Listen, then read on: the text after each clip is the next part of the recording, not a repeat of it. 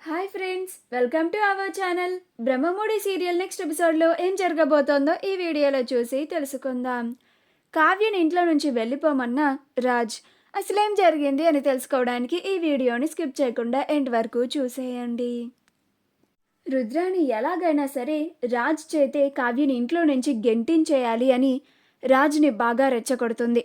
అప్పుడు రాజ్ రుద్రాని మాటలు విని బాగా కోపం తెచ్చుకొని అయిపోయింది, ఇక నీ పైన ఉన్న నమ్మకం మొత్తం పోయింది, ఇక నువ్వు ఏం చెప్పినా కానీ నేను వినను, నిన్నస్సలు నమ్మను అని అంటాడు. అప్పుడు కావ్య, అది కాదండి, నేను నాకు నేనుగా నిర్ణయం తీసుకొని వెళ్ళలేదండి, అత్తయ్య గారి అనుమతి తీసుకొనే వెళ్ళాను, ఆవిడ వెళ్ళమంటేనే వెళ్ళాను, ఆవిడ నాకు ఒంట్లో బాగానే ఉంది కదా, ఇప్పుడు నీకెందుకు అంత కంగారు, నేను చెప్తున్నాను కదా నువ్వు వెళ్ళు అని చెప్తేనే నేను వెళ్ళానండి అని అంటుంది.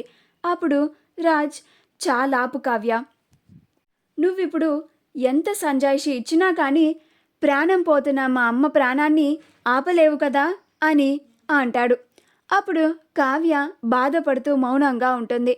అప్పుడు రాజ్, ఇప్పుడే చెప్తున్నాను, జరగరానిది ఏం జరిగినా ఏదైనా జరిగితే మాత్రం నిన్ను జీవితంలో క్షమించను అని అంటాడు. అప్పుడు రుద్రాని, ఏదైనా జరిగేదాకా ఎందుకు ఆగాలి రాజ్, ఈ దరిద్రాన్ని ఇప్పుడే ఇంట్లో నుంచి గెంటేయ్ అని అంటుంది. అప్పుడు స్వప్న, అత్త ఏం మాట్లాడుతున్నావు నువ్వు, పిచ్చేమన్నా ఎక్కిందా ఏంటి, పిచ్చి పిచ్చిగా మాట్లాడుతున్నావు అని అంటుంది. అప్పుడు రుద్రాని, ఒక్క మాట మాట్లాడావంటే నిన్ను కూడా నీ చెల్లితో కలిపి గెంటించేస్తాను అని అంటుంది. అప్పుడు దానిలక్ష్మి, రుద్రాని అన్న దాంట్లో తప్పేముంది స్వప్న, కావ్య నిర్లక్ష్యం వల్లే కదా అక్క ఇలాంటి పరిస్థితుల్లో ఉంది అని అంటుంది. అప్పుడు రాజ్, అసలు నిన్ను ఎంతలాగా నమ్మి ఇంట్లో మా అమ్మ దగ్గర ఉంచి వెళ్ళాను, కానీ నువ్వు బాధ్యతగా లేకుండా నిర్లక్ష్యంగా మా అమ్మని ఒక్కదాన్ని ఇంట్లో వదిలేసి ఆఫీస్కి వెళ్ళావు. ఇప్పుడు మా అమ్మేమో చావు బతుకుల్లో ఉంది, తిరిగి ప్రాణాలతో ఇంటికి వస్తుందో లేదో కూడా డాక్టర్లు చెప్పలేమంటున్నారు. మా అమ్మ ఇలాంటి పరిస్థితుల్లో ఉండడానికి కారణం నువ్వే అని అంటాడు. అప్పుడు కావ్య, కొంచెం నన్ను అర్థం చేసుకోండి, కొంచెం ప్రశాంతంగా ఉండి నేను చెప్పే మాటలు వినండి అని అంటుంది. అప్పుడు రుద్రాని, ఏం వినాలి, ఇంకా ఏం అర్థం చేసుకోవాలి, నిన్ను ఇంత దాకా తీసుకొచ్చినా కానీ రాజ్ నీ మాటలు విని నిన్ను అర్థం చేసుకోవాలా అని అంటుంది.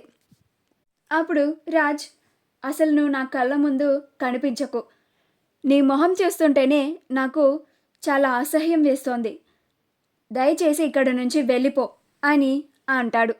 అప్పుడు రుద్రాని, ఇంట్లో నుంచి నిన్నే వెళ్ళిపోమంటున్నాడు కావ్య, ఈ క్షణమే ఇక్కడి నుంచి వెళ్ళిపో అని అంటుంది.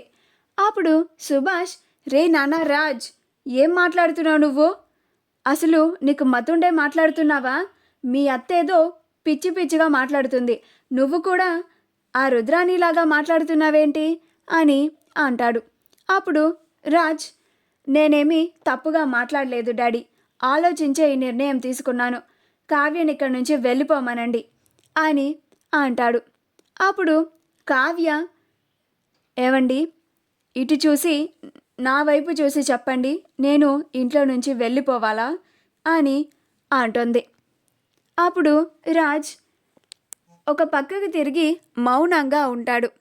అప్పుడు కావ్య, నా వైపు చూసి ఒక్కసారి చెప్పండి, మీరు ఈ ఇంట్లో నుంచి వెళ్ళిపోమంటే తక్షణమే వెళ్ళిపోతాను అని అంటుంది. అప్పుడు రాజ్ కావ్య వైపు తిరిగి, నువ్వు నా భార్యగా కూడా పనికిరావు, ఈ దుగ్గిరాల కుటుంబ కోడలిగా కూడా అస్సలు పనికిరావు, ఇప్పుడే ఇక్కడి నుంచి వెళ్ళిపో అని అంటాడు. అప్పుడు కావ్య, ఈ దుగ్గిరాల కుటుంబ కోడలిగా నా పాత్ర ఇక ముగిసింది అని అంటుంది.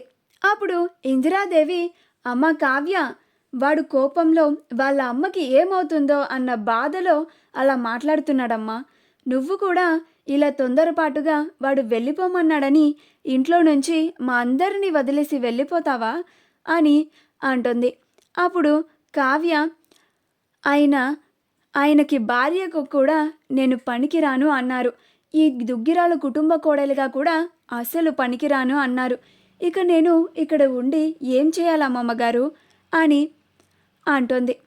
అప్పుడు ప్రకాశం, అమ్మ కావ్య, వాడు ఈ మందర అన్న మాటలకి వాళ్ళ అమ్మ అలాంటి పరిస్థితుల్లో ఉండడానికి కారణం నువ్వే అని అనుకొని నువ్వు తప్పు చేశావని భ్రమపడి వాడు అలా మాట్లాడుతున్నాడమ్మా. నువ్వైనా వాడిని అర్థం చేసుకొని ఇక్కడే ఉండమ్మా, వెళ్ళిపోకు అని అంటాడు. అప్పుడు సుభాష్, అవునమ్మా కావ్య, వాడు ఆవేశంలో అంటున్నాడు. వాడు ఆవేశంలో అందరినీ అలానే మాట్లాడుతున్నాడు. నువ్వు తొందరపాటు నిర్ణయాలు తీసుకోకమ్మా అని అంటాడు. అప్పుడు స్వప్న, అవునే కావ్య అని అంటుంది. నువ్వు ఇంట్లో నుంచి వెళ్ళిపోకు అని చెప్తుంది. అప్పుడు కావ్య, మీరందరూ ఇంకెవరూ మాట్లాడకండి, నేను ఇంట్లో నుంచి వెళ్ళిపోవడానికి నిర్ణయించుకున్నాను. ఇక సెలవు. దయచేసి నన్నెవరూ ఆపకండి.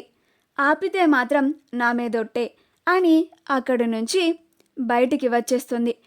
కావ్య బయటికి వెళ్ళిపోతుంటే రాజ్ అక్కడి నుంచి కోపంగా తన గదిలోకి వెళ్ళిపోతాడు.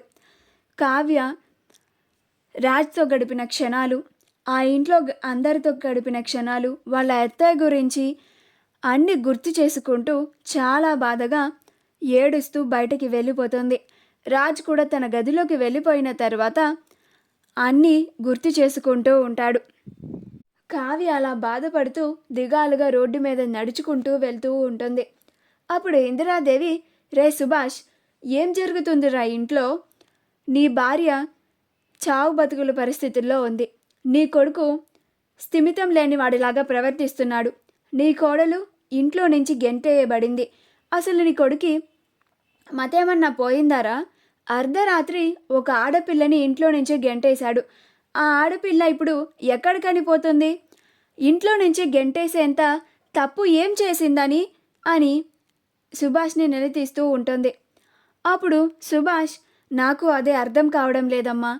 వాడు వాళ్ళ అమ్మకి ఏం జరుగుతుందన్న బాధలో వాడేం చేస్తున్నాడో కూడా వాడికి అర్థం కావడం లేదమ్మా. తర్వాత వాడు చాలా బాధపడతాడు. తాను చేతులారా తన భార్యని ఇంట్లో నుంచి గెంటేశాను అని వాడిలో వాడే కుమిలిపోతాడమ్మా అని సుభాష్ కూడా బాధపడుతూ అంటాడు.